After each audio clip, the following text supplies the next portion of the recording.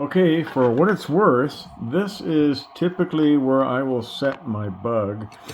Is the here for the limit screw, for the dot travel. So when you pull it over, I know if you go by the book, they'll say to leave, or a lot of references, they'll tell you to leave this like maybe 15 thousandths.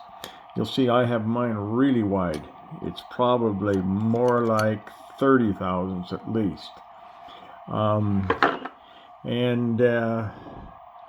You know, the other setting that's pretty generic is the one about here, about where you want to rest the dampener, where you want to just barely turn it till it just barely kisses that dampener in the back. About like so. And then the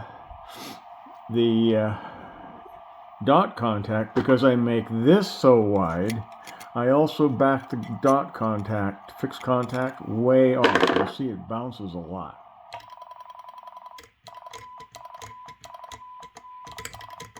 The plus is I never have scratchy dots. If you do it like a lot of people do, can't do it with one hand. If you go by their idea of setting this tight here, so that when you swing to make the dots, it doesn't travel as far,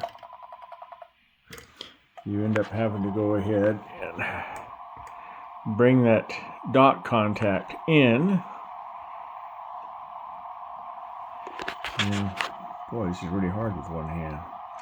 Anyhow, you bring it back in quite a bit. That's still pretty wide. That's still pretty good. But I know a lot of guys make this really tight, and they don't get... And so then they end up having to go ahead and bring the fixed contact in really close. And you see how short the dits are?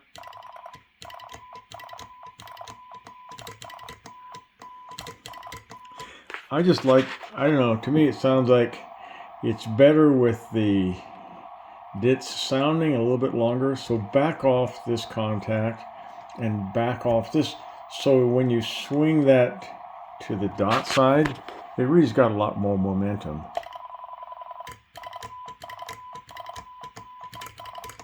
And of course the dash contact is no big deal, whatever you want to do. Tension here and whatnot. But to me, those are the two that make it really, there's crummy short dots that have, that are scratchy. And they won't be scratchy if you throw a lot of energy into this by making it a little bit wider. You throw a lot of energy into those weights, and they bounce clean every time.